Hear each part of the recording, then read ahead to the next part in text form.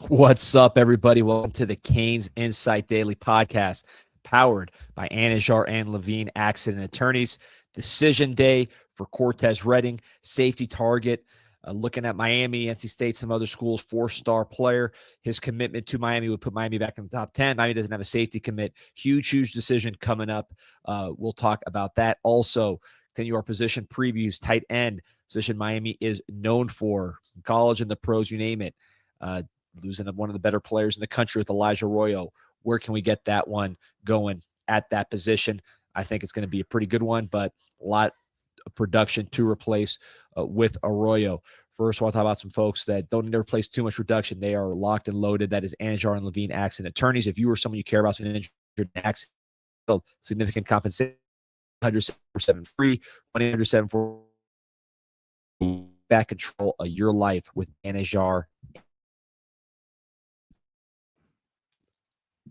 Not sure if you hopped me in yet, D. We're having some technical difficulties on your end. You're coming in and out right now, so I'm not sure if people can hear you clearly or not. But appreciate you hopping on here. I know you have some limited time talking about Cortez Reading decision day today. We'll talk about tight end real quick as well, and then I'll handle the rest of the show after you hop off. But again, Cortez Reading, pretty much a must get for Miami at safety at this point. I don't know that was the case a couple months ago, but with how things have kind of evolved at safety, you need to land him or you're in a really, really bad spot. Yeah, you got to get players in the boat. There's a really good football player, somebody with some range, somebody that can tackle, somebody that really the film is excellent. The only question you have on Cortez Reading is the size. Right, the size is what you're hearing questions on. Is, does he have the requisite size to play at a school like Miami, ACC? And the way I look at it is like this: at this point in the process, you obviously were focused on Blake Stewart. You were focused on, Devin Jackson from Orlando. Those guys have chosen other schools. Those guys had the size, they had the speed, they had the production, the film. You had very little questions about them.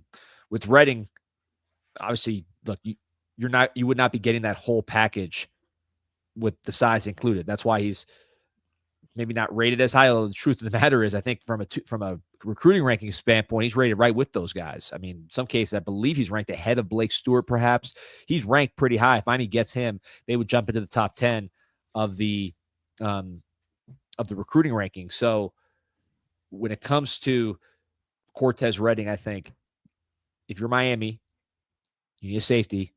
He's a good one. He's interested in you. He visited in the spring unofficially, visited officially. Get him in the boat. See if you can bulk him up like you did with like a Brandon Merriweather, just to use an example, and just get good football players in the mix and see where it lands. That's where I think Miami's mentality is. And people are going to say, oh, well, hey, you missed on Blake Stewart, you missed on Devin Jackson. Yeah, I mean, that happened. We did those shows already. There's no getting away from that reality, but that doesn't mean you can't add good football players, and that doesn't mean the football players that you add can't be better than those guys or just as good. You got to see how it plays out. At this point, you have no safeties committed. You got a good football player that's interested in you. Get him. And this one's a little bit different than some of because I see people in the comments saying plan C, plan B guy. And this was a guy that I just looked at it. The first mention that I found on him was from the bank in terms of Miami. It was the bank on March 13th. I remember we were actually, we were doing the show from the baseball stadium when you had first gotten his name in the springtime. And here it is from March 13th. I don't want to look at all these names right now. It might start to get us upset. But you look at the note here at safety. Keep an eye on Cortez Reading, Tariq Green, who committed to Georgia. I think his name is spelled with a Y there. And Devin Jackson. So this is not a guy that just popped up on Miami's radar in terms of the safety position. They would have loved to have another one in the boat already, I'm sure. But yeah, I think when you're talking about Reading, this isn't a guy that just popped onto the radar for Miami. And I think we might have lost D. Let me see if we can get him back here. Here he is. D, you hear me? What's up? I don't know if you heard what I had just said about Reading, but this isn't a guy that just popped up on Miami's radar, essentially. All right, we are we're losing D here steadily, as his connection is not great right now. But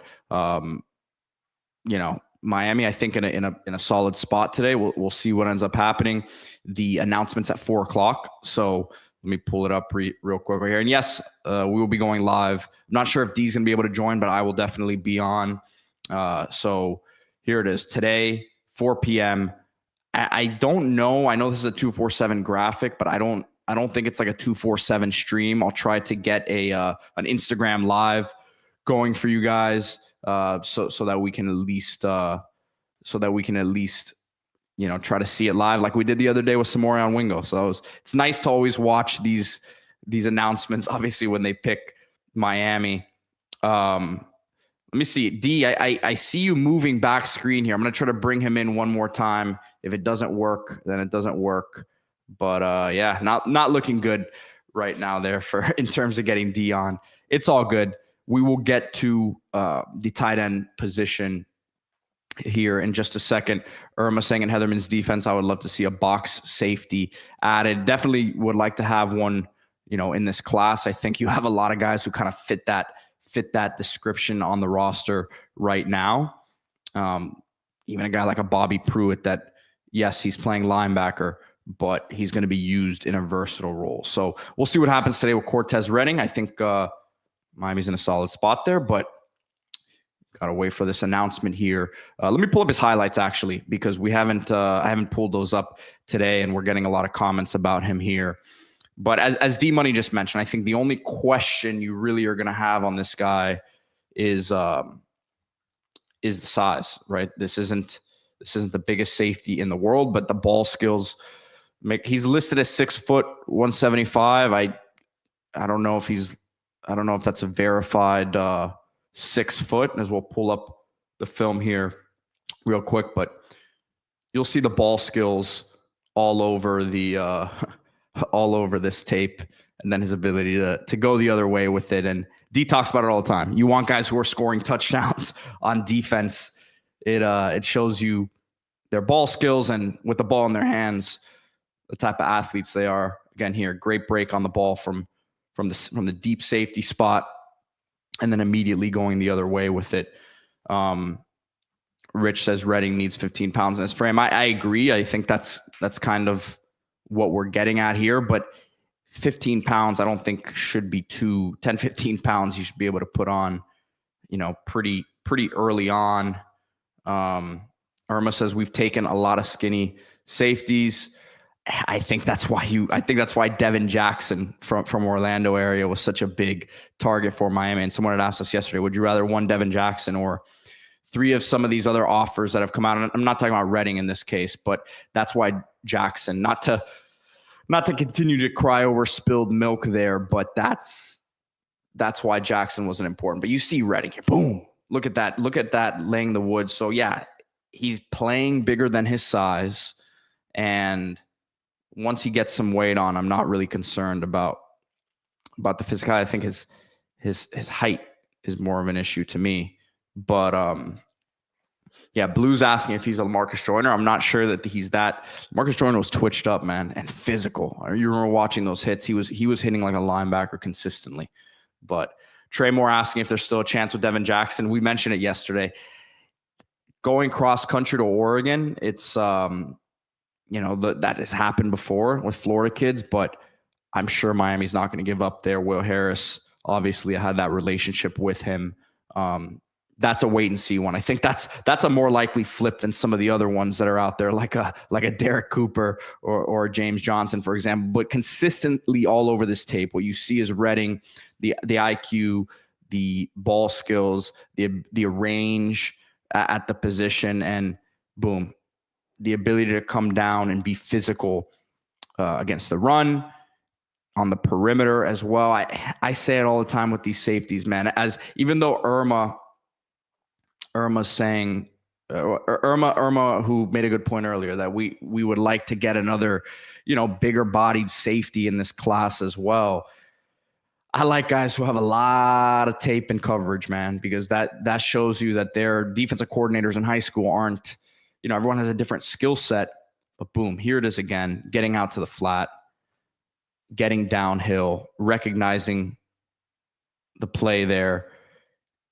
It's nice to see someone playing that far deep and still making all these plays up near the line of scrimmage, right? So, yeah, this would be a really nice pickup for Miami in the class. Again, you would like there to have been another commit at the position at this point, but as we've seen, they've started to extend those new offers out. We did a show on that yesterday. If you go back and check it out, offered a bunch of Atlanta area defensive backs, couple kids committed elsewhere, Indiana, Tennessee. So they're kind of going out there trying to find some more guys, so to speak. And Reading would be a nice start to that. You see him starting this play a little bit closer near the line of scrimmage. Boom. Again, the physicality against the run. It's one thing to say that this guy's doesn't have the size, but every time he's hitting, you can see he's laying the wood. So if he gets that weight on, which I don't think should really be a concern. There it is again, man, coming over from that deep spot. Really good film, man. Really, really good film. I'm a big fan of this player. But I don't know. Irma says he's brave, not physical. We must be watching some different tape, man. You guys in the comments, let me know. This looks like a pretty physical player to me, even though he needs to fill out a little bit. I don't know, man. Guys are getting knocked back about every time he's making a tackle. I'm gonna have to disagree with that one. I understand Irma that he's not a 6'1", 200 plus type of safety that you would have been getting in a Devin Jackson. But to say this player is not physical, I think is a major discredit to him. So yeah, I like this. I like this player. Johnny Lagoon says good coverage skills. Brandon says looks physical to me. And look, the physicality, we'll see how it translates as he gets to the next level. It's never a given, but I like what I see here. Really do. And look at this. Still got a couple more plays here left in the highlight. I'll let it run. You see him. Look, he's playing near the line of scrimmage here. You don't expect him to play this role at the next level, but he's more than capable of doing it. So Irma says he's got a Malachi Starks tackle play style. Hey, I'll take it. As Brandon says, he's got the first round pick play style. Yeah, I think we've turned Irma here a little bit on him. Irma says he or she likes him now. Dan Vinas, happy Friday, my friend. And got this comment here from Rob is, guys, if you're just joining the show now, D was on earlier from Colorado. The connection wasn't great. He was not going to have that much time with us today anyways. So I'm going to take the rest of the show here. We'll talking tight ends in a second. But Rob asks, because I kind of mentioned this before. So Pete, I know you're not a sunshine bumper like D. This isn't a panic take, right? No, I mean, this is a guy who has been on the radar since March 13th. I think, you want my honest opinion, it's probably something like Samorion Wingo, where Miami has been in the mix the whole time, and they found, number one, the need at a point like this is very, very high. So you make an extra push. But in today's era of NIL and recruiting, man, a lot of times you stick around and you keep yourself in the recruitment. And although you may have higher options at the position at a certain time, it's not like this guy was not going to be a take. I think even if Miami landed like a Devin Jackson prior to this, yes, in a perfect world, you land a Devin Jackson and a Blake Stewart. And at that point, do you take safety number 3? I don't know. But this wasn't a guy that they didn't think that they thought was not Miami caliber, to put it that way. And if we're going to look at the rankings here, this is a player who, sometimes we need to take a step back. They made, as D said, this is a player that's a composite 4-star who is a top 25 safety at 26 using the composite in the country. So this is not a bottom of the barrel player. This is quite the opposite, right? So again, sometimes we need to take a step back and realize that, yes, Miami wanted other players of the position as well. They didn't land them, but let's take a look at what this player is right here. And some of these services have Reading ranked higher than a Stewart. He was a guy that a lot of us wanted, but this guy's not a slouch, right? So let's really, again, take a step back sometimes and understand that we get upset losing certain recruits, but we have to take each situation in a vacuum and look at each player individually. This is a good player. And the schools in the mix right now, Trey Moore, as I had put the graphic up earlier, NC State, Indiana, Miami, and Ole Miss. So we'll see what happens today. 4:00 again. I'll be going live for that.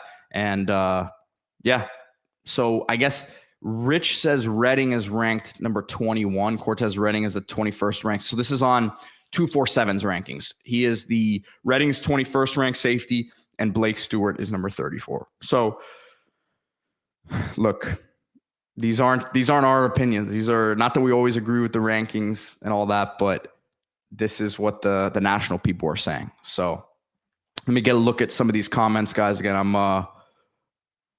I know that we are. I know I'm alone here, so give me a second just to take a look at these. Take a look at these comments. Hassan saying, which other safety do you want? My opinion, based on the guys that we watched yesterday, the Jamar Owens kid looked really, really good. Let me pull up his. I'm not going to go through his highlights again. You guys can go look at it. But yeah, he's the Indiana commit. He's actually listed at the same exact size as Cortez Reading. He looked a little bit taller than Reading to me, but he's also listed at 6 foot 175. But I saw the range, the ball skills, the physicality, a lot of the same stuff that we saw with Reading. I think they're pretty similar players, but this is someone that to me should be a take all day long. So Rob says, I like sunshine pumping sometimes, but I do too. I really do. I think we all have it deep down inside of us. Johnny Lagoon says, Pete, do you think with a strong season we can flip some guys, or it's too late for Jackson, Cooper, Keys? Obviously they need a good season. I don't know that a good season gets flips though at this point. I think Keys out of that group is probably Jackson and Keys are still probably the most likely. Keys isn't done yet. It's just, you can't put your eggs in that basket, man. If I'm Miami, I'm not holding out hope that he's going to be the receiver that saves this class. That's why you go and grab a Samorian Wingo. That's why you see some of these other, I know they offered a kid yesterday as well. So I think they're doing the smart thing there. I'm not going to count that happening though in terms of those flips. And Rich says, sunshine pupper, you mean positive takes, which is refreshing compared to the ex crybabies. Look, we're obviously even myself, I feel like I'm generally positive here. I'm not doom and gloom necessarily. So let's see what else we got here as we're about to get into tight ends here any moment now. I just wanted to go. This is Hassan. This is the kid I was talking about. The kid committed to the wide receiver committed to Brown. I think D actually wanted to talk about him today. So I'll wait until he can come on, but Rob, yeah, we'll see. I need to get more clarity on the offer and see kind of where he sits on the board, but yeah, they're not gonna put all their eggs in that Tristan Keys basket. So, all right, let's look at the tight end position. And I got to tell you guys, heading into the spring, this was probably a spot that I was more concerned about than others. You're obviously replacing Elijah Arroyo, who we expect to have a really good year for the Seahawks. They just cut Noah Fant, and we understand his game-breaking ability. And you talk to people in the league, and it's kind of something that we've heard of Miami, but he was probably the one that scared the defense most in terms of matchup last year for Miami. So we understand that with all the production at receiver, with Restrepo, Horton, Jacoby George, you still, if you're a defensive coordinator, we're most worried about Elijah Arroyo. So from that aspect, and we got the dog barking. I can't, since I'm solo, I can't mute it today. So I'll try to talk over it here for a second. But you lose Arroyo, you lose Cam McCormick, which people might say, well, what are you really losing there? But you lost a player who played a lot of snaps as a third tight end. You lose Riley Williams. So let me put that out there too, who you were expecting to be your number one tight end. So you lost your top three tight ends. Elijah Lofton played a lot last year, but if we're just talking about the role that they played and where they were taking the snaps, these other three guys took more snaps than Arroyo at tight end. So, I mean, then Lofton at tight end, I should say. So you lost a lot there. And going into spring, I'm talking about why I was a bit concerned about the spot. You go into spring practice, and Alex Bauman, who we were excited about coming from Tulane, was hurt. So we didn't see him until the end of spring.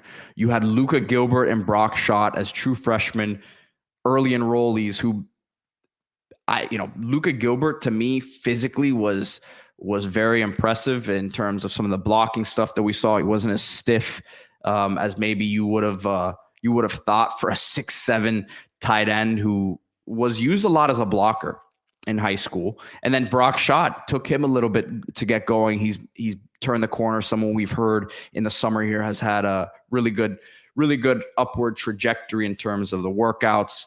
And I think maybe the speed of the game was a bit of an adjustment to him. But both of those guys coming along.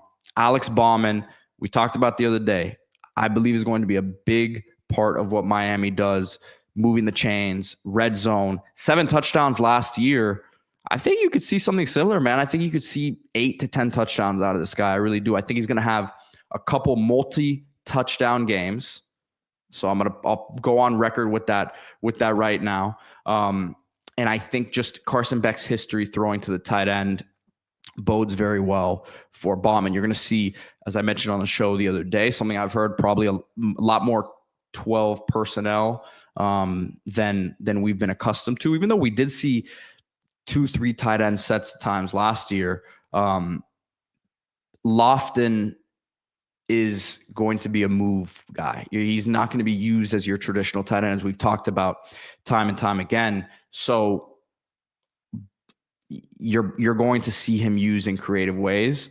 To me, you still need one of these young guys to step up. I keep talking about Luka Gilbert because I think the blocking aspect that he brings is going to be that. The blocking that both Riley Williams and Cam McCormick brought last year was very important. Rob says Riley Williams is a huge loss. I agree, man. That was not a good one to lose. A bit former blue chip recruit, showed flashes. We remember I was talking to someone the other day about the play he made against Virginia Tech as well. I don't know how much of like a dynamic downfield receiving threat he would have been, but he would have been a traditional inline tight end. Like, he didn't have as much juice downfield as Elijah Arroyo, but probably bigger than Elijah Arroyo. And I think just would have continued to bring some of that power aspect to the position that not only he brought, but McCormick brought, that maybe things that he didn't always show up in the stat sheet. So Johnny Lagoon says Owen Ruskovich and Jack Nickel. I think, remember, Owen Ruskovich, walk-on number 44. He had a really good spring. So he's someone I expect to make an impact. I think definitely him over Jack Nickel right now. Nickel, I think probably a little bit.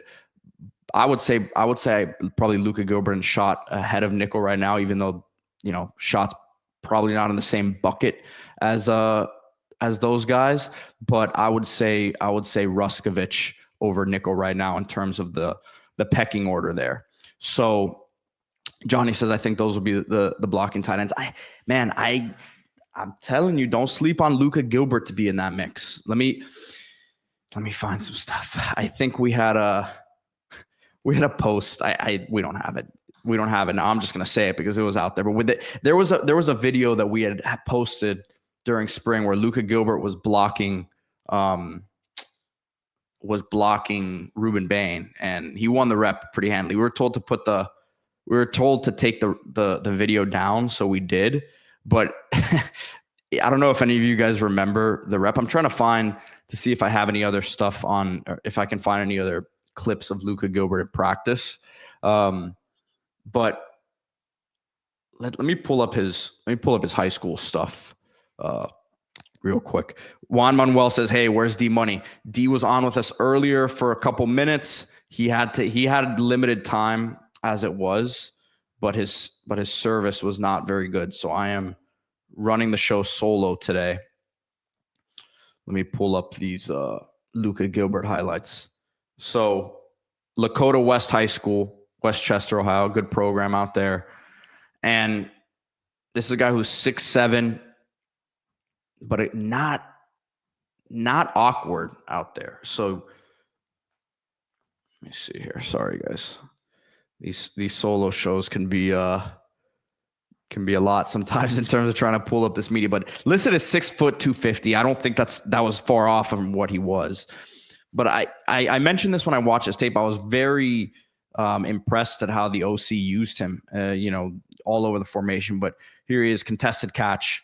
I don't know that he's creating much separation right now in terms of his route running. But if he can just use that big old body of his, box people out, and you'll see a lot of the you'll see a lot of his blocking stuff throughout the tape. Two Tone says, "I remember the clip. The rep was so good, the fan base thought Bain regressed." That's just iron sharpening iron, man. And I had to reference the clip because, like, if you guys saw it, I think it'd be everyone would be in agreement that this is a guy who can see the field this year from a physical standpoint. And then you see him getting vertically. This is not Elijah Arroyo. Like I said, this is not David Njoku as a graceful runner down the field, but he's not stiff, man. I'm telling you, we've seen a lot of these big blocking. And when Luka Gilbert was picked up by Miami, there was some people saying, is this a future tackle?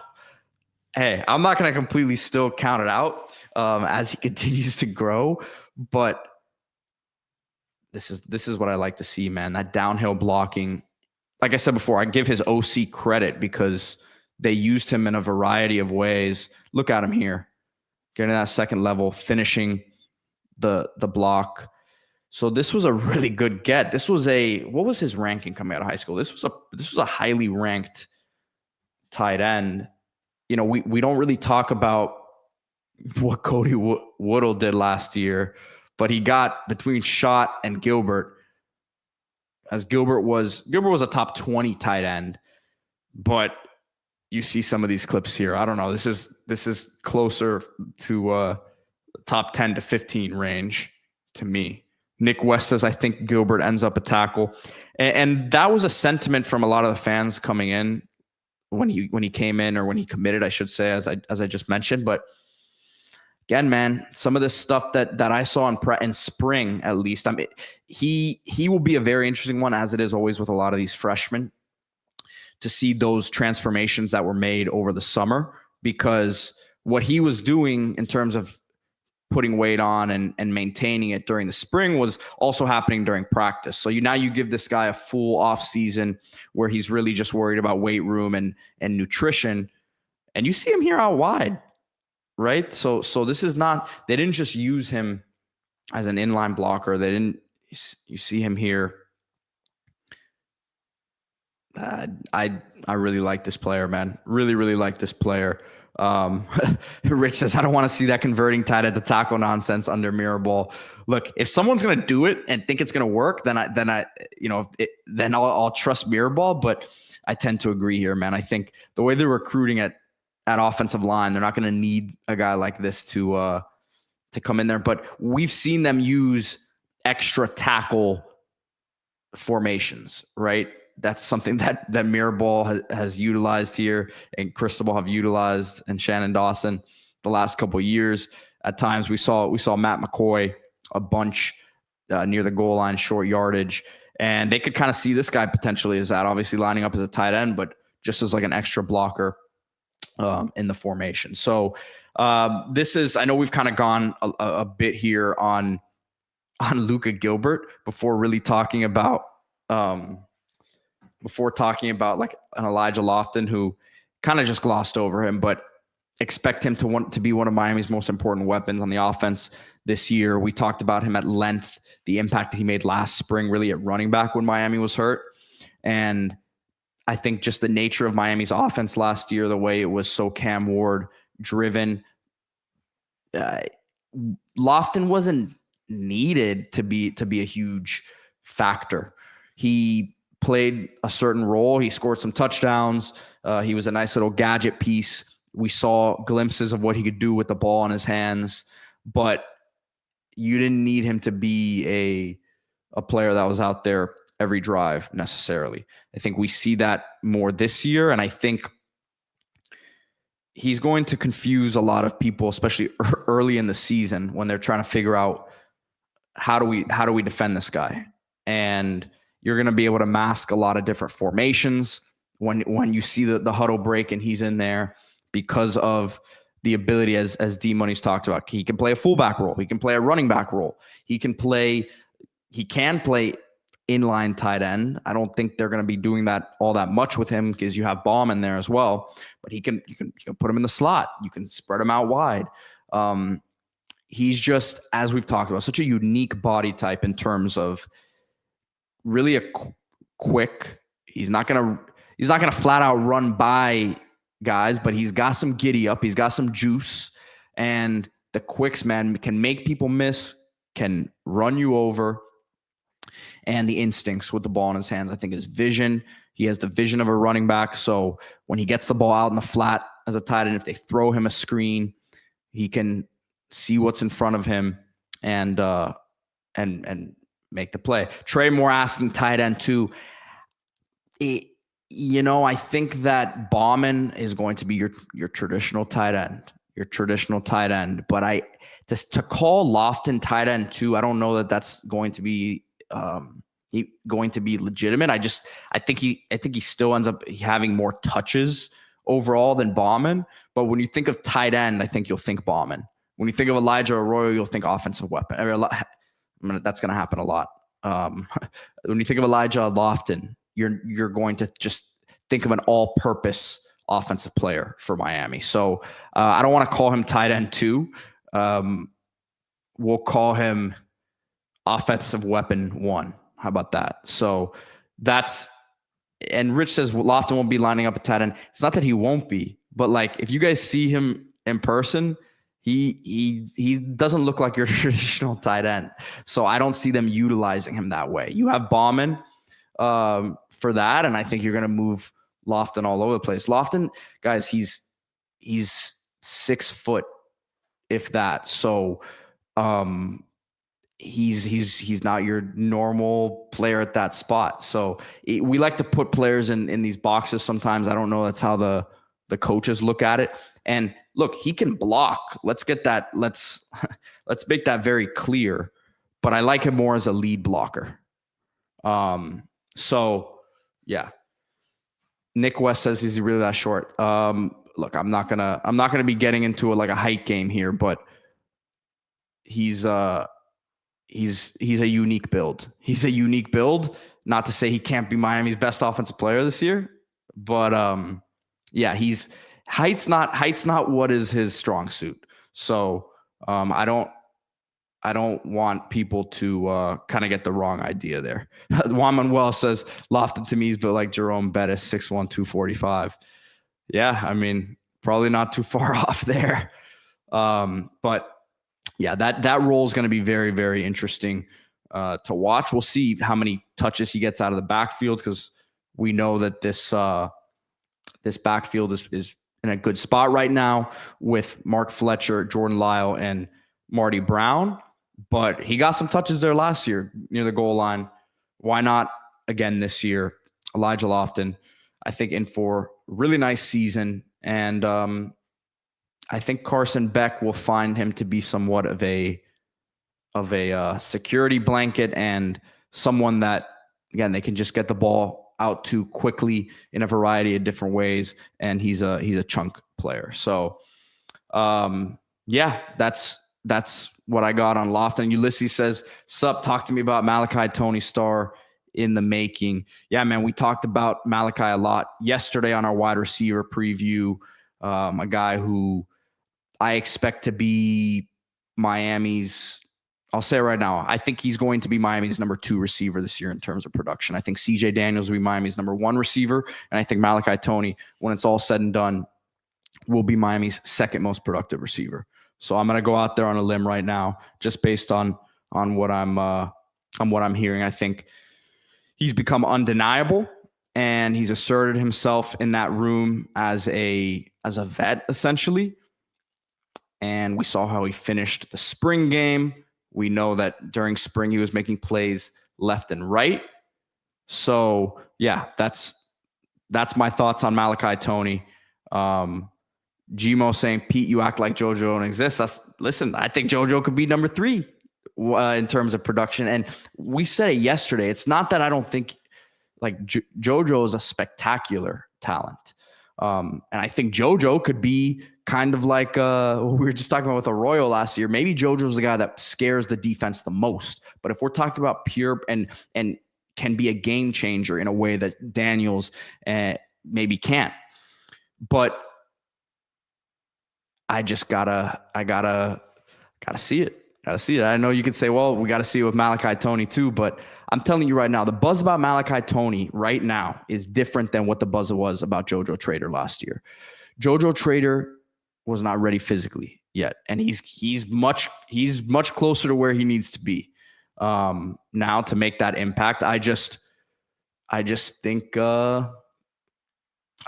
that he's Malachi's buzz right now is greater than what JoJo's is right now. And that doesn't mean that that's going to become what the production is on the field. But I'm just going to say it how I'm getting the info. And I don't think that the info D Money's getting is much different either. So, yeah, man, that's what, and I said this yesterday, Gmo. He said JoJo saw what JJ did, and he's coming this year. I agree with that. He's got to be pissed off. Not pissed off. He's got to be happy for his boy, but he's got to be sitting there saying, "Man, I know I can do a lot of that. I played with this guy. I don't want to also do a disservice to JoJo and compare him to Jeremiah because he's not that. But yeah, I think he's got to be pretty pumped up looking at this year and the opportunity ahead of him because he just didn't have that opportunity last year. So again, guys, if you want to talk wide receiver position, or if you want to get more of our thoughts on it, we did that show yesterday. D and I were previewing the wide receiver spot, so you can get more of that info there. We're looking at tight end now. We've gone through Lofton. I talked about Luka Gilbert. Bauman, talk about him a little bit here, as I did before, but that was a huge get for Miami out of the portal. And he was banged up the first part of spring, so we didn't really see him. But when he got out there, man, just he looks the part from, like, he looks like a tight end. He looks smooth running his routes, soft hands, physical. He's kind of been labeled as a receiving tight end, but he's got some physicality. He's a complete tight end, and 7 touchdowns on limited receptions last year. Let me see what his numbers were exactly. So he had 7 touchdowns on 20 receptions, and the year before that, 35 receptions, 5 touchdowns. So this is a guy who, and we've seen him again near the goal line, finish off drives, goes up and high points the ball, knows how to box out, great body control. And I think 10 touchdowns could be in the cards, 8 to 10 touchdowns could be in the cards for him this year. So I'm a big fan of Alex Bauman. Should be a very important player this season. Juan Manuel says, Pete, as an agent, what would you advise Lofton to focus on as a role? I would have him as a backfield weapon, running, blocking, catching, like Melvin Braden and Cleveland Gary. I think he's got to do his best opportunity to make it to the next level is being that offensive weapon that Miami envisions him being. And it's not really like a player saying, look, coach, I'm only going to play running back this year because it's going to help me for the next level. He's got to excel in the role that Miami puts him in. It's going to be on the NFL to figure out what do we do with this guy once that time comes. But if he shows his versatility and if he shows that he can be a really good running back, if he shows that they could throw him the ball out wide, if he shows that he can be a mismatch in the slot, then these are all the things that will separate him as a prospect. But he's got to just excel in the role that Miami has for him at the end of the day. If we talk about it again for a whole nother offseason now and it just doesn't emerge, then you start to say, okay, well, what do we do with this guy? He's obviously a great talent, but the production's not there. If he goes out there and balls when he's got the rock in his hands, then all that stuff will take care of itself and it won't even matter. So let me think what else here we got. At tight end, nickel. He's another one who I think could be there, as more of a blocking tight end, but I see Owen Ruskovich ahead of him in the mix. Let me pull up Brock Schott's huddle real quick, just like we did with Luka Gilbert, just to take a look at him, because he's someone that, let me pull up the bank from the other day, because D had a note on Brock Schott. I can't find the note that he has on him from the other day, but basically he was that he's having a really good offseason. He's someone that's emerging, and this was a top 10 tight end in the country. So, and you beat out some big time programs to land this one. I believe Notre Dame was actually recruiting him on the defensive side of the ball. So you're getting an elite football player here, not just an athlete or a prospect, but letting this ad load real quick. So another one that maybe not your traditional inline tight end, but you see him spread out wide here, and the speed. The speed with some of the talent that he's playing against isn't what he's going to see in practice here, but you see him taking that screen, outrunning the defenders, as he should be, right? You would be concerned if he wasn't doing this against this level of competition, but right up the middle of the field there, you see him as a vertical threat, his ability to stretch the defense. Rich says, shot the next Shockey. I think he's a bit smaller than Shockey, but you see this. Let me take this off here. Shockey was, let me see. Shockey was bigger than him, though. I'll say that.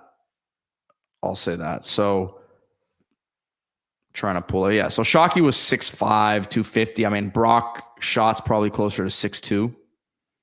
I don't know. I'm not gonna sit here and guess the weight, but I would say Shockey has 2 to 3 inches on him. And again, was more of your inline tight end. You see a lot of what Schott's doing here, and it's out wide. So that's why when you look back at that tight end class, you felt really good about getting 2 different types of tight ends between Luka Gilbert and who brought that physical aspect. And I'm not saying Brock can't be physical. He was someone who we just mentioned was recruited as a defensive player. So by some programs, at big time programs. So it's not necessarily the physicality, it's just the role that he's going to be used in. So Canes Cat C305 saying Tom Loy and Ivins both think he's a better linebacker than tight end. Said he would have been a top 10 linebacker as well. So yeah, I think athletically you're getting a real good. So you see the burst once he gets going. And again, this is not South Florida speed. I understand it, but he's playing on the perimeter here. So you get him matched up, and you see some of the physicality here as a blocker. But you get him matched up on a linebacker in the middle of the field. I like your chances there with him and his speed. So Rich says I was talking more production than height on Shockey. Could be, man. Could be. I think maybe not this year, but potentially after Bauman leaves next year, and you're going to be looking for another guy to take a lot of receptions in that room. I think Schott could be someone that you see, and I think he works himself into a role. I'm not going to say he has a role this year, but I think he's going to work himself into a spot where he does get some targets this season, especially after we've heard some of the buzz that we've heard this offseason, right? You see him again, isolated one-on-one. I like my chances with that matchup. Some of the corners, if you spread them out wide, some of these corners are just not going to be big enough to deal with him. So I think he's a legitimate mismatch problem. It's just going to be, does he continue to take that step here in fall? Because he struggled a bit in the beginning. I think it's fair to say that in spring, the first few weeks there was a bit of an adjustment for him. And I don't want to say struggled, like that's a pretty strong word, but I don't know that he was in the beginning of spring playing to where you said, okay, this guy's going to get on the field this year. Now he's put himself in a position to have a strong fall camp here and be someone that helps Miami win some ball games this year. So listen, just overall thoughts on this tight end group. You have questions. You're replacing your top 3 from last year, and you have a lot of talent there, but we need to see it at Miami. So Bauman, I have 100% full faith in. The young guys, Luka Gilbert, I expect to have a bigger role than people probably did when he first came in. Owen Ruskovich, when he first came in, bigger role earlier than when he first came in. And then Owen Ruskovich, you're going to need him as an extra blocker in there, as a Cam McCormick type.